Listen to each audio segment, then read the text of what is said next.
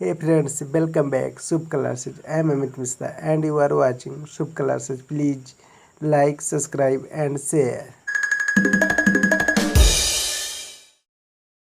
तो फ्रेंड्स, आज हमारे क्लास का थर्ड डेज है और आज हम बात करने वाले हैं सब्जेक्ट, ऑब्जेक्ट एंड वर्ब की। इससे पहले अगर आपने मेरा पहला और दूसरा वीडियो नहीं देखा है तो जाके आप उसको देख लो, उसका लिंक मैंने डिस्क्रिप्शन बॉक्स में डाल दिया है। तो सब्जेक्ट हमारा क्या होता है? सब्जेक्ट को हम हिंदी में कर्ता कहते हैं, मतलब जो काम करने वाला हो उसे हम कर्ता कहते हैं। जिस व्यक्ति द्वारा काम किया जा रहा हो उसे कर्ता बोलेंगे। ये हमारे दो होते हैं। There are two type, singular person and plural person. Singular person में हमारा आएगा he, she, name and it. He को हिंदी में वह और उसे भी कहते हैं, सी को वह और उसे। लेकिन ही का यूज वहाँ पर होगा जहाँ पर मेल की बात हो रही होगी, मतलब पुरुष की। एंड सी का यूज वहाँ पर होगा जहाँ पर फीमेल की बात हो रही होगी, मतलब वहाँ पर कोई स्त्री होगी। नेम मतलब नाम, किसी का भी नाम ले लो, जैसे अमित, निधि, कोई भी नाम, किसी मेल का नाम हो या फीमेल का नाम हो या कोई ट्रांसजेंडर का नाम हो तो उसका नाम भी कोई भी हो, सबका यहाँ पर चलेगा। एंड इट का यूज यहाँ पर होगा यह, ही, सी, नेम, इट, ये हमारे सिंगुलर पर्सन है। एंड प्लूरल पर्सन हो जाएगा इधर आई, यू, बी, दे। आई का मतलब मैं या मुझे, और यू का मतलब तुम, तुम्हें या आप। बी का मतलब हो जाएगा हम या हमें। एंड दे का मतलब हो जाएगा वह या उन्हें। ही, सी, नेम, इट, ये हमारे सिंगुलर पर्सन है। एंड आई, यू, बी, दे, ये हमारे प्लूरल पर्सन है। तो सब्जेक्ट हमारा वो होता है जो काम कर रहा होगा, उसे हम सब्जेक्ट बोलते हैं। जैसे राधा गाना गा रही है तो राधा क्या है? राधा यहाँ पर हमारा सब्जेक्ट है। एंड नेक्स्ट हम बात करेंगे हेल्पिंग वर्ब की।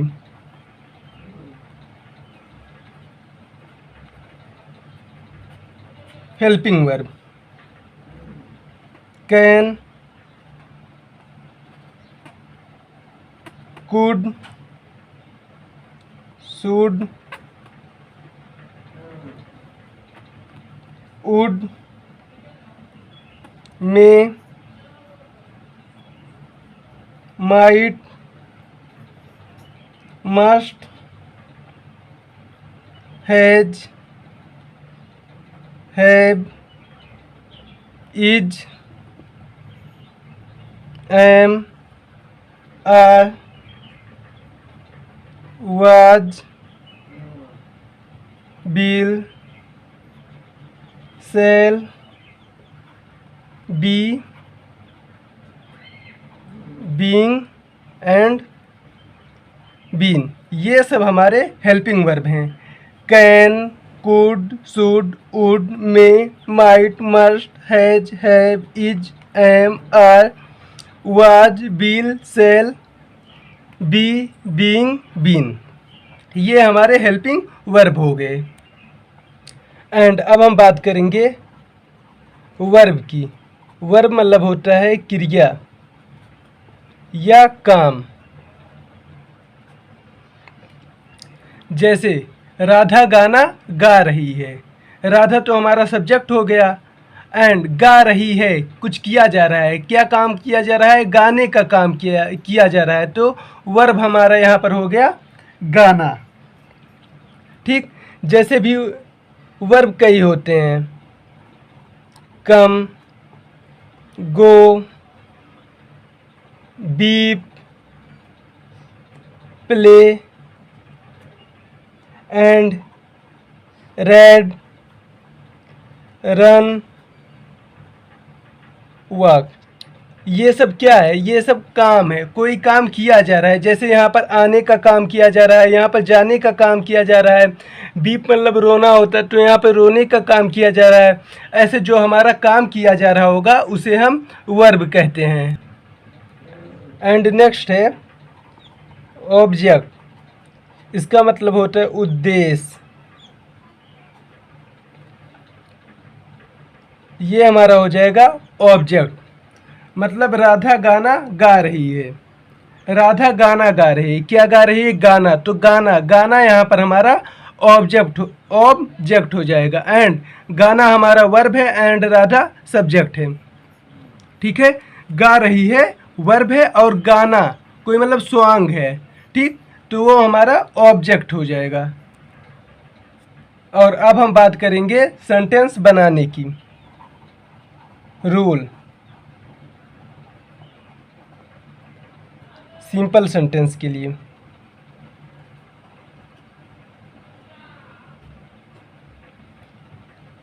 तो ये हो जाएगा सब्जेक्ट प्लस हेल्पिंग वर्ब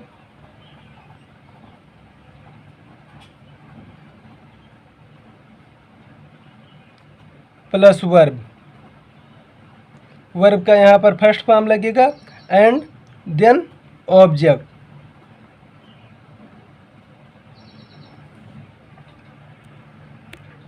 तो फ्रेंड्स, आज हम बात करेंगे केवल दो ही हेल्पिंग वर्ब की, कैन एंड शुड। कैन का मतलब होगा सकता है, सकती है, सकती हूँ, सकता हूँ, सकती हूँ, या सकते हैं। ये हो जाएगा कैन का मतलब सकता है, सकती हूँ एंड सकते हैं। एंड शुड, शुड का मतलब होगा चाहिए। तो फॉर्मूला हमारा ये है रूल सिंपल सेंटेंस के लिए, subject plus helping verb plus verb की फर्स्ट फॉर्म प्लस ऑब्जेक्ट। तो एग्जाम्पल है, मैं जा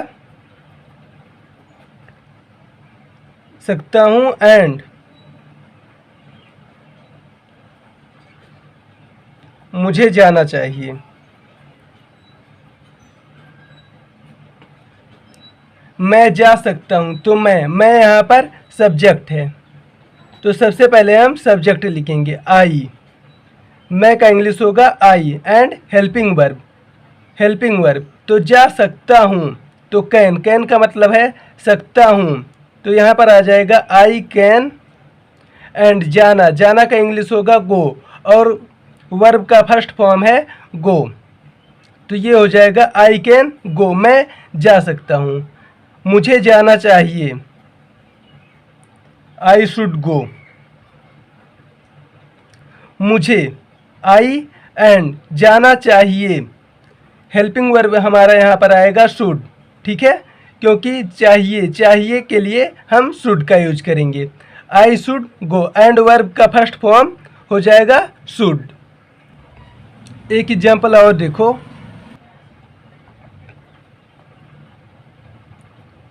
कृष्णा नाच सकता है, राधा को नाचना चाहिए। तो ये हो जाएगा कृष्णा। कृष्णा यहाँ पर हमारा सब्जेक्ट हो गया। एंड हेल्पिंग वर्ब सकता है, तो ये हो जाएगा कैन। कृष्णा कैन। नाच, नाच का इंग्लिश होगा dance. Krishna can dance. And next है राधा को नाचना चाहिए, तो सब्जेक्ट हमारा यहाँ पर है Radha. And helping verb, then हम लगाएंगे हेल्पिंग वर्ब। हेल्पिंग वर्ब हमारा यहाँ पर है चाहिए। चाहिए के लिए हम यूज करेंगे शुड का। राधा शुड नाचना, नाचना का इंग्लिश होगा dance. Radha should dance, Radha को नाचना चाहिए। एक और एग्जाम्पल देख लो बस, इसमें मैं आपको ऑब्जेक्ट के बारे में भी बताऊंगा।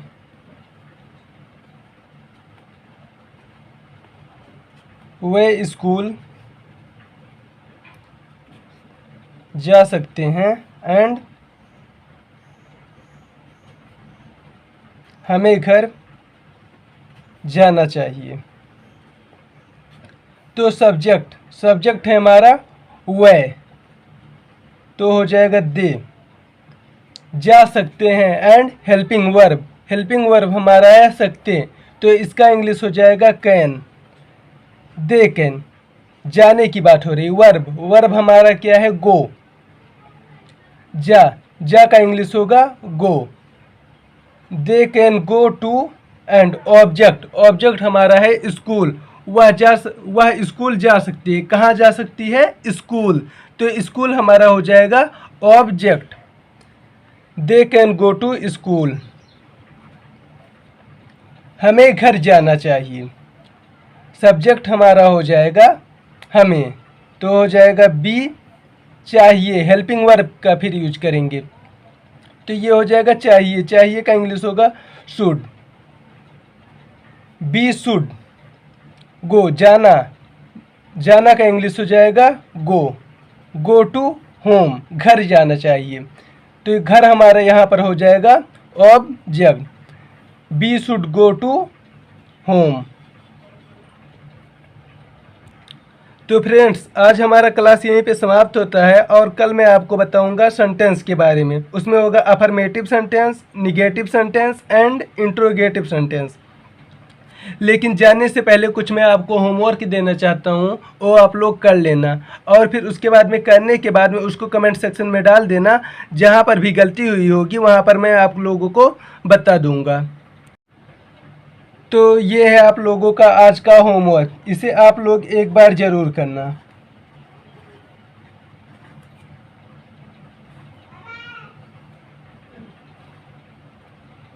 ये 10 सेंटेंस है, इनको ज़रूर आप लोग बनाना। तो आशा करता हूँ ये वीडियो आपको समझ में आई होगी, और अगर आपको नहीं समझ में आई तो आप कमेंट सेक्शन में जाके आप पूछ सकते हो। कल हम लोग फिर मिलेंगे एक नए वीडियो के साथ में। तब तक के लिए बाय बाय, जय हिंद एंड टेक केयर।